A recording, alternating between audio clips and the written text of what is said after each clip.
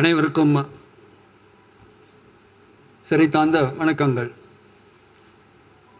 நேரத்தின் அருமையை கருதி நான் என்ன பேசணும் அப்படின்னு சொல்லி யோசனை பண்ணிட்டு வந்திருக்கணும்.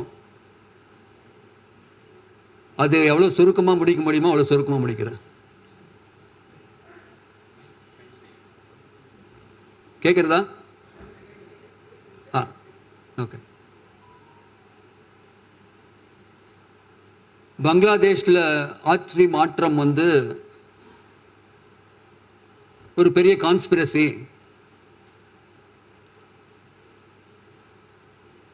அதை ஒட்டி பல விஷயங்கள் நான் கவர் பண்ணணும் அப்படின்னு சொல்லியிருந்தாங்க. ஆனால் பானு கோம்ஸ் அவர்கள் தெளிவாக பேசிட்டாங்க அந்த விஷயத்தை பற்றி. இப்போ பொறுப்பாக இருக்கக்கூடிய முகமது யூனஸ் அவரே நியூயார்க்கில் செப்டம்பர் மாதம் ஓப்பனாக பேசியிருக்கார். இந்த ஆட்சி மாற்றமானது திட்டவட்டமாக சதி செஞ்சு அது மாற்றப்பட்டது அப்படின்னு சொல்லி, அதுக்கு காரணமாக இருக்கக்கூடிய அவருடைய அட்வைசர் அவர் தான் முக்கியமான காரணம் அப்படின்னு சொல்லி மேடையிலே பேசியிருக்காரு. அந்த அட்வைசரும் மேடையில் பேசியிருக்காரு. திட்டவட்டமாக அந்த ஆட்சி மாற்றம் நடந்திருக்கு.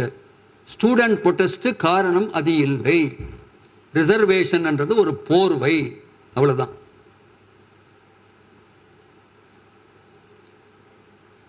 அதுக்கான பின்னணி பல விஷயங்கள் இருக்கு. அதை பற்றி பல கோணங்களில் சொல்லிட்டாங்க. அந்த ஆட்சி மாற்றத்துக்கு அப்புறம் இருக்கக்கூடிய நிலைமை இதுதான் நமக்கு கவலை தரக்கூடிய விஷயம். அதுவும் பின்னணி ஒரு சதி இருக்கு. திட்டவட்டமா அங்க இருக்கக்கூடிய இந்துக்கள், கிறிஸ்துவங்க, பௌத்தர்கள், சீக்கியர்கள் அப்படி சொல்லக்கூடிய மைனாரிட்டிஸ். மேஜர் பேசும்போது சொன்னார்ல ஜெனசைட் அப்படின்னு சொல்லிட்டு, இன் a miniature form அதுதான் நடந்துட்டு இருக்கு.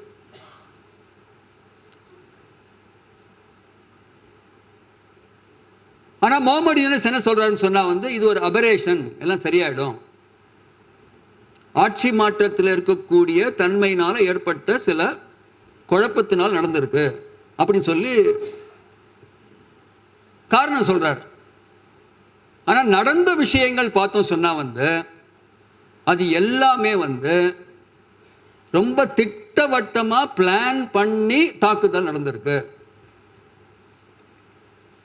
அதை நம்ம புரிஞ்சுக்கணும். முதல்ல it is not isolated incident.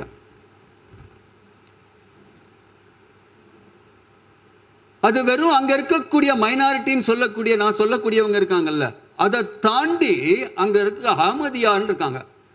அங்க ஒரு கம்யூனிட்டி, அவங்களும் மைனாரிட்டி, முஸ்லிம்களுடைய ஒரு பிரிவு, அவங்களும் தாக்கப்பட்டிருக்காங்க. அவங்களுடைய 5 மாஸ்க் டெஸ்ட்ராய் பண்ணியிருக்காங்க. அப்படின்னு சொன்னா ஐசோலேட்டட் இன்சிடென்ட் இருக்க வாய்ப்பு இருக்கா? கோயில்கள், மசூதிகள், சர்ச்சு உட்பட புத்த விஹாரங்கள் எல்லாமே தாக்கப்பட்டிருக்கு. அப்படின்னு சொன்னா இது தாக்கிறதுக்கான திட்டம் என்ன யோசனை பண்ணியிருக்காங்க அப்படின்னு சொன்னா, ஏற்கனவே கைதிகளாக இருக்கக்கூடிய அவங்க எல்லாருமே ஜெயிலேருந்து அவுத்து விட்டாங்க. அவங்க தான் டூல். அதில் அல் கொய்தா அமைப்பாக இருக்கலாம், லஷ்கர் தொய்பா அமைப்பாக இருக்கலாம், அப்படி இருக்கக்கூடிய தீவிரவாதிகள் கேஸ் இருந்து அவங்க உள்ளே இருக்காங்க. அவங்க எல்லாம் வெளியே வந்தாச்சு. அப்போ நேச்சுரலாக என்ன மாதிரி தாக்குதல் நடக்கும்? அப்போ இந்த தாக்குதல் நடக்கிறதுக்கான இந்த பின்னணி பங்களாதேஷில் இருக்கக்கூடிய மக்கள் புரிஞ்சிக்காத இருக்கக்கூடிய ஒரு நிலைமையில் இருக்காங்க. அதான் ரொம்ப ஆச்சரியமாக இருக்கு.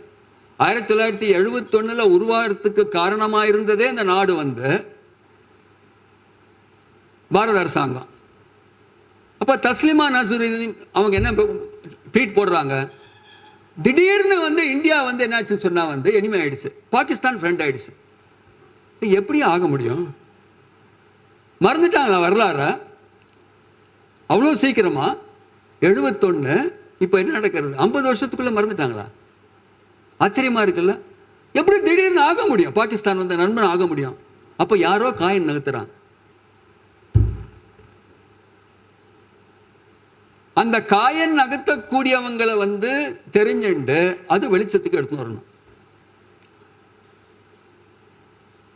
அப்போ பானுகம் சொல்லும்போது சொன்னார், ஏன் பொறுமை காக்குறாங்க அப்படின்னு சொன்னா வந்து எல்லா விஷயங்களுமே வந்து இது எல்லாமே வந்து முழுக்க வந்து ஸ்டடி பண்ணி தகுந்த நேரத்துக்கு ஆக்ஷன் எடுக்கணும். அந்த ஆக்ஷன் எடுத்தேன்னு சொன்னா வந்து எப்படி இருக்கணும்னு சொன்னா ஒன்றும் பேச முடியாது, அப்படிப்பட்ட ஆக்ஷனாக இருக்கணும். யூரி அட்டாக் நடந்தது, ஒரே கொந்தளிப்பு நாடு முழுக்க. எதிர்பார்க்காத சமயத்தில் சர்ஜிக்கல் ஸ்ட்ரைக் நடந்தது.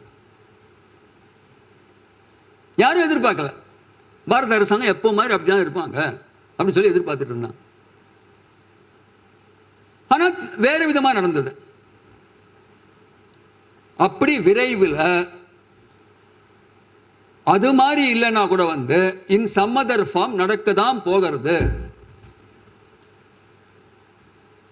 அதில் நம்பிக்கை இருக்கணும் நமக்கு வந்து, அது ரொம்ப முக்கியம்.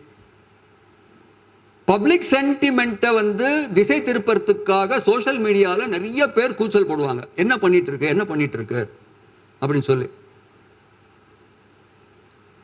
இது ஒரு விதமாக இந்துக்களினுடைய ஒரு வீக்னஸ்.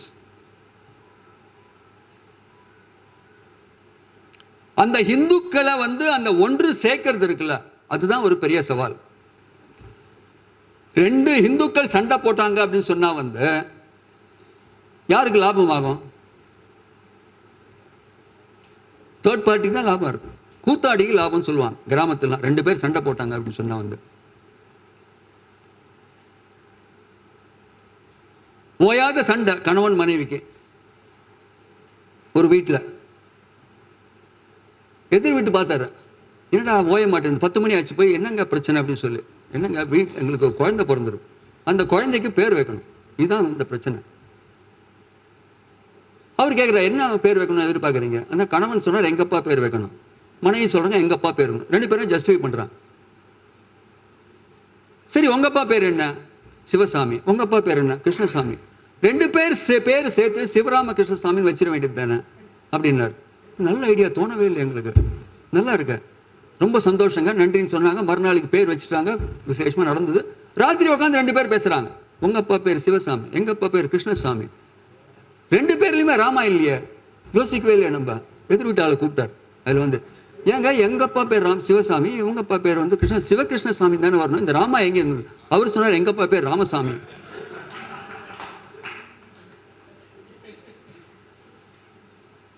அப்ப நமக்குள்ள வந்து ஒரு ஒற்றுமையான ஒரு கருத்து ஏற்படலை அப்படின்னு சொன்னா யாருக்கு லாபம் ஆகும்?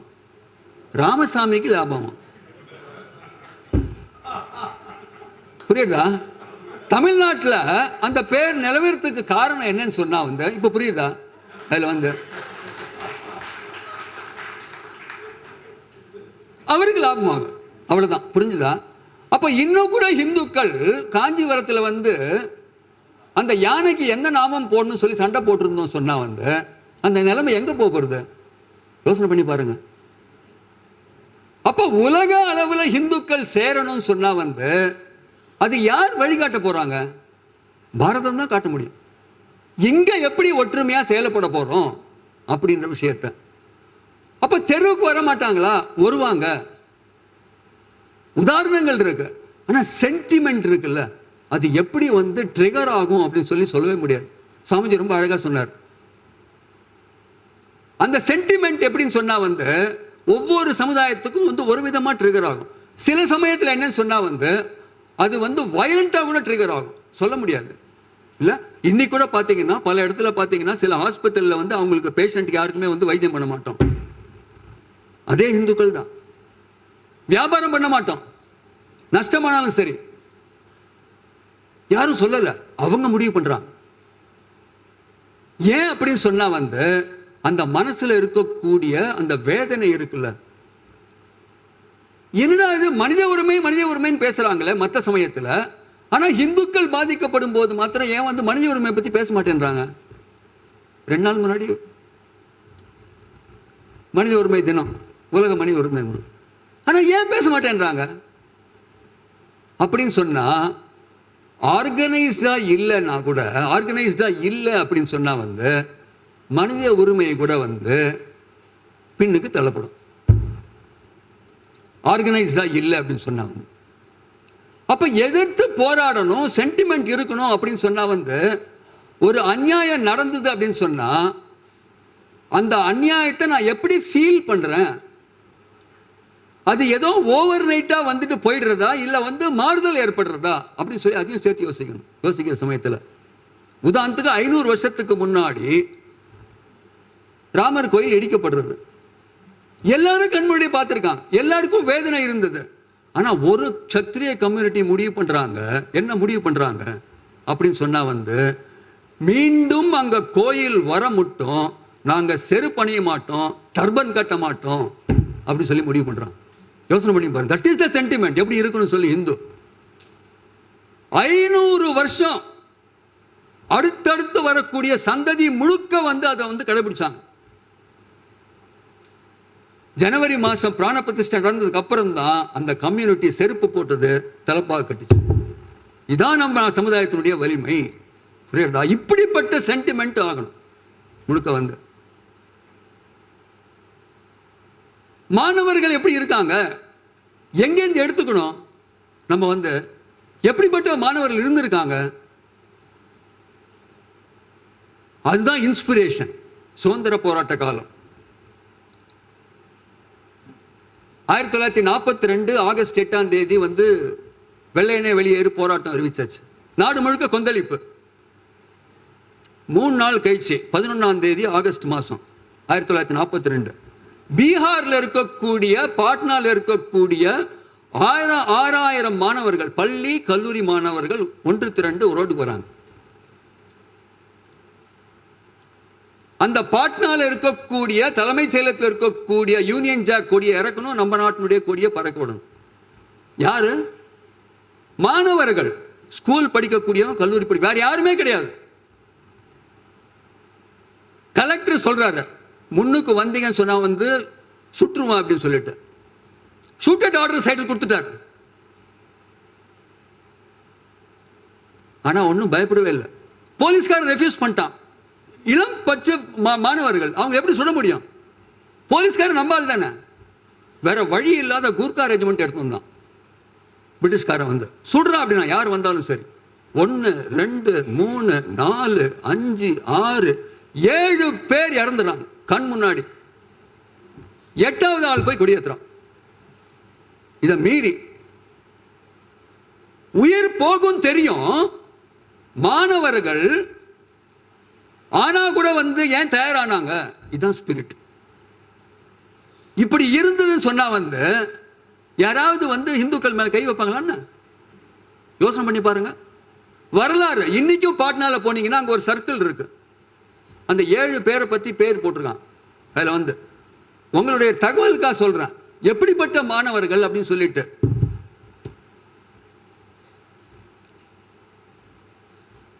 முதல் ஆள் உமாகாந்த் பிரசாத் சின்ஹா, கிளாஸ் 9வது படிக்கக்கூடிய பையன். 2வது பலியானது ராமானந்த் சிங், 9வது படிக்கக்கூடிய பையன். 3வது பையன் சதீஷ் பிரசாத் ஜா, 10வது படிக்கக்கூடிய பையன். அடுத்தது ஜெகபதி குமார், காலேஜில் 2வது வருஷம் படிக்கக்கூடிய பையன். தேவிபாத சௌத்ரி, 9வது படிக்கக்கூடிய பையன். ராஜேந்திர சிங், 10வது படிக்கக்கூடிய பையன். ராம் கோவிந்த் சிங், 9வது படிக்கக்கூடிய பையன். ஆனா 8வது ஹீரோ இருக்காங்கல்ல, காலேஜ் படிக்கக்கூடிய பையன் Ramakrishna Sinha, 3rd year student. இந்த 7 பேரை பத்தி அங்க இருக்கு, ஆனா 8வது பேர் பத்தி இல்லை. ஒரு பெரிய கேள்விக்குறி. ஏன் தெரியாது. கொடியேற்றினது அவன் தான். ஆனா சமுதாயம் மறந்துடுச்சு. சோ ஒரு பக்கம் எப்படி இருக்கணும் சமுதாயம், எடுத்துக்காட்டு. ஒரு பக்கம் என்னன்னு சொன்னா அந்த கொடியேற்றினால மறந்துட்டோம். அப்ப இளைஞர்கள் வருவாங்க, ஸ்பிரிட் தான் ஏற்றணும். ஸ்பிரிட் அது அவங்களுக்கு கொடுக்க வேண்டிய தருணம் இருக்கு. இன்னைக்கு கூட பாத்தீங்கன்னு சொன்னா இளைஞர்கள் தயாரா தான் இருக்காங்க. ஆனா சரியான வகையில அவங்களுக்கு பிரசன்ட் பண்ணணும். அங்கதான் சிக்கல் இருக்கு. அந்த சரியான வகையில பிரசன்ட் பண்ணலன்னு சொன்னா வரமாட்டாங்க. இந்த முயற்சி இருக்குல்ல, ஹிந்து தான் ஹிந்துன்னு உணர வைக்கிறது இருக்குல்ல, இதுதான் பெரிய சவால். வேற எந்த நாட்டிலும் இந்த குழப்பம் கிடையாது, நம்ம நாட்டில் இந்த குழப்பம். அதனால்தான் சுவாமி சின்மயானந்தா அவருடைய ஃபர்ஸ்ட் லெக்சரே நீங்க பார்த்தீங்கன்னு சொன்னா பெரிய வேதாந்தத்தை பற்றி பேசல, ஹிந்து ஆக்கிறது எப்படி.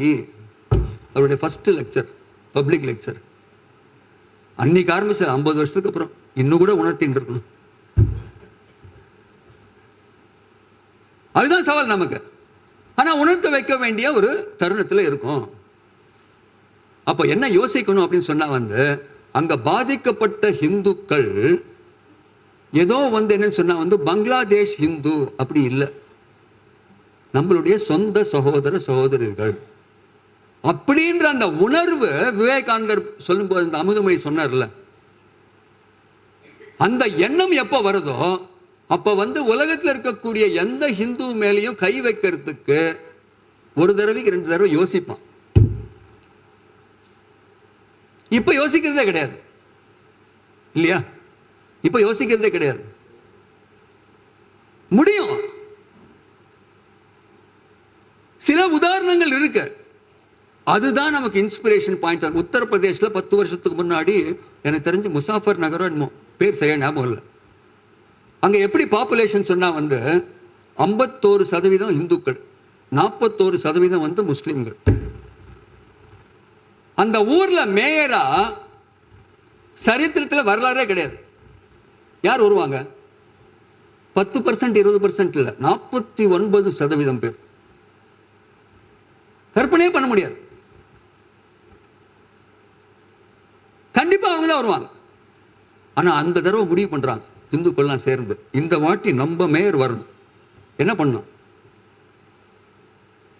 51% பேர் நம்ம யார் முடிவு பண்றோமோ அந்த ஹிந்து தான் மேயரா வரணும். அதுக்கான திட்டம் போட்டாங்க, அதுக்கான வேலை செஞ்சாங்க. அந்த வருஷம் மேயர் ஹிந்து மேயரா வந்தாரு. First time in history. 49% பேர் இருந்தா கூட ஹிந்து ஆர்கனைஸ்டா ஓட்டு கூட போட முடியும் அப்படின்னு சொல்லிட்டு நிரூபிச்சு காட்டுது. அதான் வில் பவர். அப்படிப்பட்ட ஒரு சூழ்நிலை ஏற்படும். அதுதான் தேவை இருக்கு இன்னைக்கு, தேவை இருக்கக்கூடிய அந்த விஷயத்துல அப்போ என்ன அப்படின்னு சொன்னா இதுக்கெல்லாம் முற்றுப்புள்ளி நடக்கணும் அப்படின்னு சொன்னா பாரத நாட்டில் இருக்கக்கூடிய இந்துக்கள் எப்படி செயல்பட போறாங்க, அதுதான் முக்கியம். அதுதான் உலகத்துக்கு வழிகாட்ட முடியும். எப்படி வசுதைவ குடும்பத்துக்கு ஹிந்து வழிகாட்ட முடியுமோ, ஆர்கனைஸ்ட் இந்து கூட எப்படி இருக்கணும்னு சொல்லி உலகத்துக்கு வழிகாட்டக்கூடிய யாரு அப்படின்னு சொன்னா பாரதம் தான்.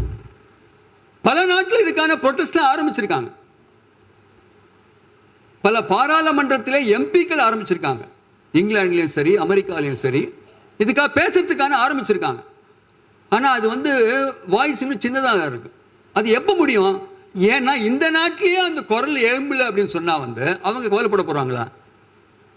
அப்ப பாரத நாட்டில் இருக்கக்கூடிய இந்துக்கள் மத்தியில் எப்படிப்பட்ட குரல் எழும்ப போறது, இதை பொறுத்து தான் அமையும்.